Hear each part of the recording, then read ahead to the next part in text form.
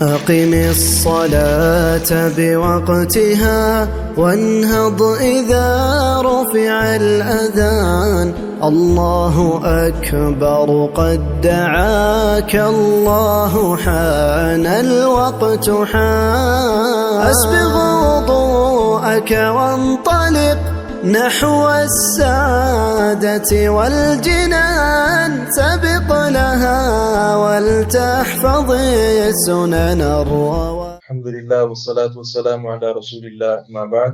فرض غسل کا مسنون طریقہ ہم بیان کر چکے تھے. اب غسل کے متعلق چند مسائل ہیں. پہلا مسئلہ یہ ہے کہ دوران غسل صابن یا اس طرح کی کوئی چیز استعمال کی جا سکتی ہے؟ تو اس کا جواب یہ ہے کہ یہ ضروری نہیں ہے. لازمی غسل کے لیے ضروری نہیں ہے، البتہ مزید طہارت نظافت کے لیے اگر کوئی استعمال کر لے تو یہ بہت بہتر ہے.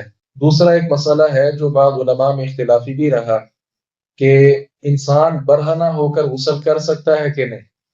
بعض علماء یہ کہتے تھے کہ کپڑے اتار کر غسل کرنا یہ جائز نہیں ہے، انسان کو اللہ تعالیٰ سے حیا کرنی چاہیے. یہ بات اپنی جگہ پہ ہے کہ اللہ تبارک و تعالیٰ سے حیا، لیکن انبیاء کرام علیہ السلام سے ملتا ہے کہ وہ برہنہ ہو کر غسل کرتے تھے.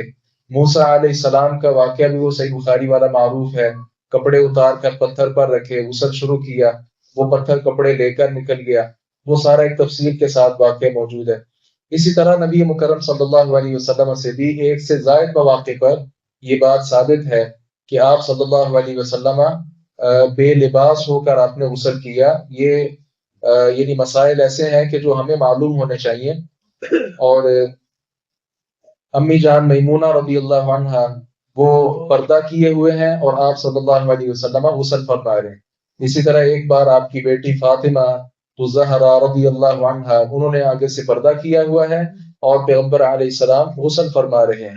لہذا جو اتنی سختی کرتے ہیں کہ کپڑے اتارنا صحیح نہیں بلکہ اس وقت تہمت باندھ دو، یہ کرو وہ کرو، یہ ساری باتیں بہرحال تشدد ہے، دین میں بے جا سختی ہے. ہاں یہ بات قابل غور ہے کہ اگر ایک مقام پر مثال کوئی تالاب ہے، سوئمنگ پول ہے یا کوئی اور ایسی چیز ہے، اگر وہاں پہ نہایا جا رہا ہے تو کپڑے کا اہتمام کرنا اور اپنے سطر کی حفاظت کرنا یہ بہرحال ضروری ہے.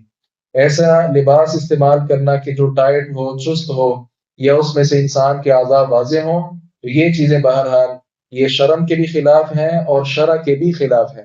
ایک مسئلہ یہ ہے کہ کیا خامند اور بیوی ایک ساتھ غسل کر سکتے ہیں؟ بالکل کر سکتے ہیں. ہمارے معاشرے میں جو بات ہے کہ میاں بیوی ایک دوسرے کی طرف بھی نہیں دیکھ سکتے، بعض لوگ یہاں تک شدت کرتے ہیں اور اس حوالے سے بعض روایات کا بھی سہارا لیا جاتا ہے.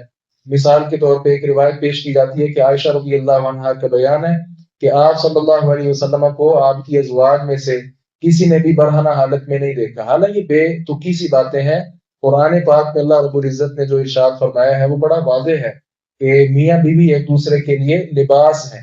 تو جس طرح لباس جسم کے ساتھ چپکا ہوا ہوتا ہے، لباس کو جسم کے متعلق معلومات ہیں، اسی طرح میاں اور بیوی آپس میں ایک دوسرے کے لیے وہ بالکل بے لباس اگر ہو جائیں تو اس میں کوئی حرج نہیں ہے. یہ وہ مسائل ہیں جن کا تعلق شرم کے ساتھ ہے اور عموماً اس طرح کے مسائل نہ ڈسکس کیے جاتے ہیں اور نہ ان کے متعلق پوچھا جاتا ہے. لیکن چونکہ ہماری شریعت میں یہ مسائل ہیں، ہمیں ان مسائل سے واقف ہونا چاہیے. اللہ تعالیٰ سے دعا ہے باری تعالیٰ حق بات کو سمجھنے اور اس پر عمل پیرا ہونے کی توفیق عطا فرمائے.